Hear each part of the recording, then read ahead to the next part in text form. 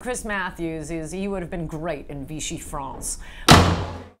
Why do liberal men, and I should probably put men in quotation marks, liberal men like Chris Matthews and Bill Maher despise and loathe Sarah Palin and Michelle Bachmann and run entire segments just ripping them?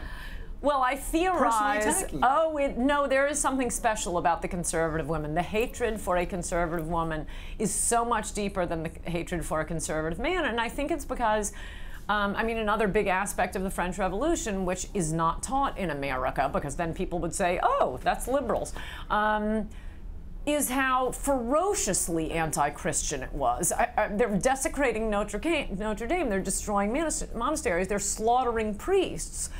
Slaughtering them in heinous, horrible ways, giving mock sermons, wiping their behinds with the host. It was a ferociously anti-religious revolution, whereas, you know, General George Washington is telling his troops, behave as Christian gentlemen.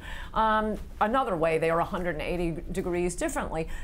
And the reason I mention that to respond to why liberal men so hate conservative women is I think they see correctly that women are generally the keepers of religion, the keepers of morality. It's always, you know, that's always like the joke on The Simpsons. It's always the mother going to church. We're going to church now, and the husband complaining about it.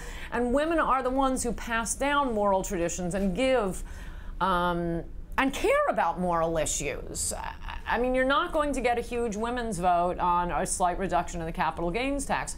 Of the women who would ever consider voting Republican, you get them through issues like abortion, because they are pro-life. You say that the mob mentality is irresistible to people with the desperate need to be popular. So Chris Matthews, Bill Maher, and all these liberal leaders, these are the kids on the playground who got picked, who got smashed in the face with dodgeballs, and they're just looking for some type of acceptance today. Oh, yes. Oh, yes. I love the status anxiety chapter because I mean, Chris Matthews he would have been great in Vichy France.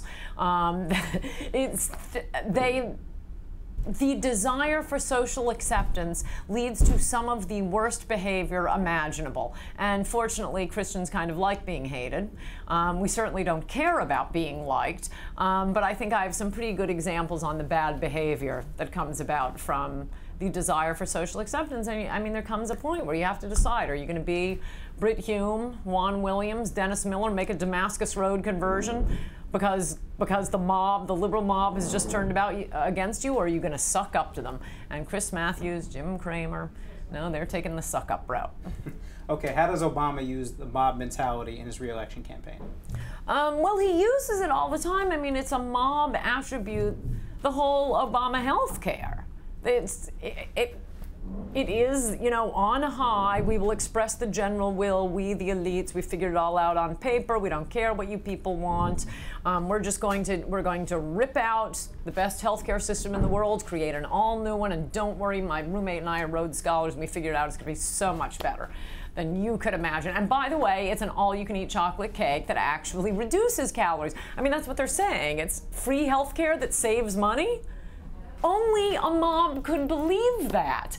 And for example, on the economy, another example I give of them talking in images, well, okay, you had Fannie Mae and HUD pushing suicidal loans on banks. Those mortgages were then bundled by the big banks into more mortgage-backed securities that went throughout the economy. The real estate market tanks, and that infected the entire economy.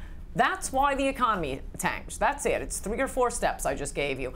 Ask a liberal to explain why the economy tanked. Bush drove the car into the ditch.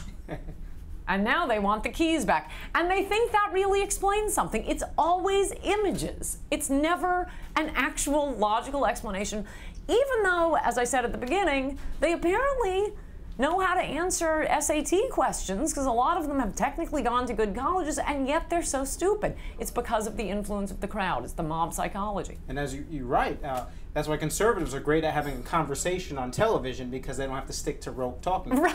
Right. Like the ditch analogy. Could you believe those quotes I gave? No, not. I happen to be writing that chapter. Maybe I just written it. I'm just wandering through my kitchen making tea or something, and I hear these liberals, because I have MSNBC on constantly, of course.